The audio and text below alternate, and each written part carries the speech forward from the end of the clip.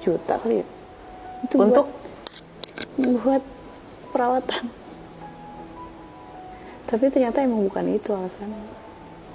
Emang mata, alasannya adalah mata. Kurang nunduk. kurang menjaga pandangan. Iya. Oke. Wa qala ba'duhum, ba'dul ulama mengatakan ya kawan nadra fa inna yunkisu fil qalbi suratal mangdur. Jauhilah memandang. Nanti jagalah pandanganmu, maka karena pandangan itu akan melukiskan gambaran yang dipandang dalam hati. Nanti setelah memandang itu terbayang-bayang di hati. Sejadi karena saking besarnya nafsu kepada yang dipandang, kita kesulitan tidur karena terus terbayang-bayang. Sangat cantik dia ya. Istri saya kok enggak cantik. Nah, akhirnya satu keinginan-keinginan itu akan muncul dalam hati kita. Berangkat dari situ. Tapi kalau kita, wah ini enggak boleh saya pandang, ini dilarang. Ini akan mendatangkan resiko nanti di akhirat. Saya dimintai pertanggungjawaban oleh Allah kalau saya membiarkan mata saya memandang yang tidak boleh untuk dipandang. Kalau mikirnya ngoten, akhirnya berusaha untuk menjauhi, tapi tidak membiarkan. Seperti menonton YouTube dan lain sebagainya, itu dipilih tontonan yang tidak akan menggerakkan hati untuk berbuat maksiat. Wa nama dunya uyubuha badiyah kam fatahat babaliyah wala khilata khakilatin ainin hakilah. Ini sungguhnya dunia itu cacatnya sangat nyata. Artinya dunia ini tidak seperti yang kita bayangkan. Wah ini cantik, pasti nanti saya akan seneng, puas dan lain sebagainya. Tidak akan terjadi semacam itu. Karena memang dunia tidaklah sempurna. Dunia ini fana. Pasti tidak seperti yang kita bayangkan. Kalau kita ingin mendapatkan kebahagiaan yang sepenuhnya, ya kita harus terus nyambung sama Allah, dekat sama Allah. Karena yang sempurna hanyalah Allah. Dan Allah itu tidak akan sempurna. Kalau kita berharap kesempurnaan dari makhluk, pasti kesempurnaan tidak akan pernah kita dapatkan. Seperti yang disampaikan Ja'far As-Shadiq,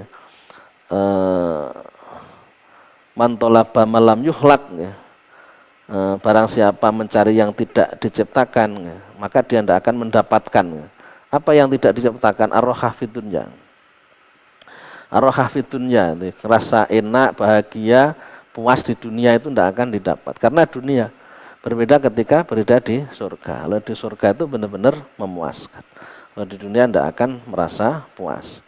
Walaupun di hati kita itu akan terpuaskan kalau kita melakukan sesuatu yang kita inginkan. Alillahi dzarul qail, seperti ungkapan yang ada dalam syair ini terkait dengan masalah menjaga mata dan resikonya ketika kita tidak menjaga mata. Bahayanya intinya akan berpengaruh dalam hati kita, mau tidak mau kita akan melakukan atau terdorong apa yang kita pikirkan setelah kita memandang. Jadi dari mata turun ke hati, dari hati kemudian terbersit keinginan untuk melakukan suatu kemaksiatan. Ini perintah untuk memandang mata itu agar kita itu taat sama Allah, agar kita itu terhindar dari maksiat. Ikhtiare ngoten. Fa ini tulita bihaflatin aw suhbatin fi majlisin fatudarikanna mahrula.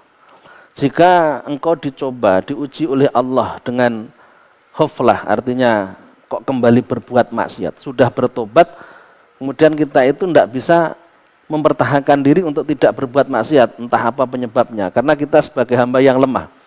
Niatnya memang tidak akan mengulangi, namun bisa jadi ada suatu penyebab sehingga terulang lagi dosa itu. Atau kita bertemu dengan ausuh batin, bertemu dengan teman-teman lama yang akan membuat kita itu tertarik untuk melakukan kemaksiatan yang sebelumnya. Salah satu cara kita ya menjauhi teman-teman kita yang pernah kita ajak untuk berbuat maksiat. Kalau sudah seperti itu, sudah bertobat, ternyata kok terlanjur, kok terulang lagi, maka ya segera tobat lagi. Fatudarikanna mahrula, maka segeralah untuk melakukan tobat lagi. Apakah tidak akan menghancurkan tobat yang sebelumnya? Tidak, tobat yang sebelumnya karena sudah terpenuhi syaratnya, kita berjanji tidak akan mengulangi.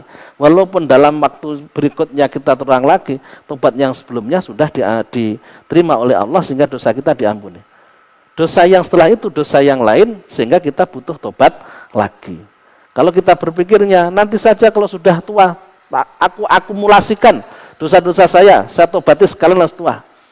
Ternyata kita matinya tidak sampai tua, belum sempat bertobat pada Allah, kita akan celaka.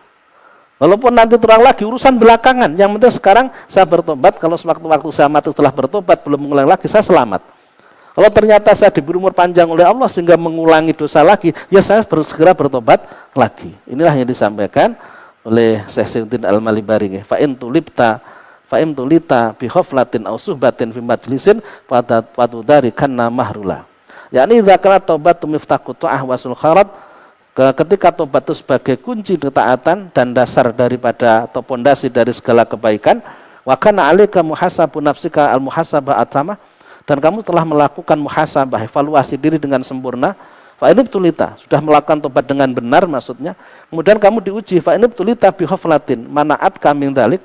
Kemudian kamu diuji dengan lupa, lalai melakukan kemaksiatan, sehingga tidak konsisten dengan tobat itu, gitu loh.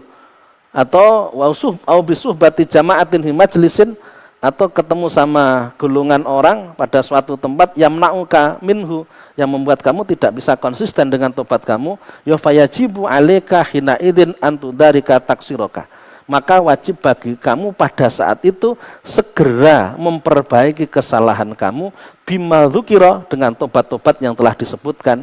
Jadi tetap menyesal, berjanji tidak akan mengulang lagi, mohon ampun pada Allah agar Allah mengampuni, di majlisin akhar bisuratin, segera melakukan bertobatan pada Allah di tempat yang lain. Jadi seperti itulah hidup. Jadi kita harus menjaga diri dari segala perbuatan maksiat. Andaikan kita berbuat maksiat, segera bertobat pada Allah, dan kita berubah konsisten dengan tobat kita. Kok ternyata Allah berkehendak lain, kita masuk perbuatan maksiat lagi, ya segera bertobat lagi dan berubah konsisten dengan tobat kita. Terus seperti itu, insya Allah kita akan selamat fid dunya wal akhirah.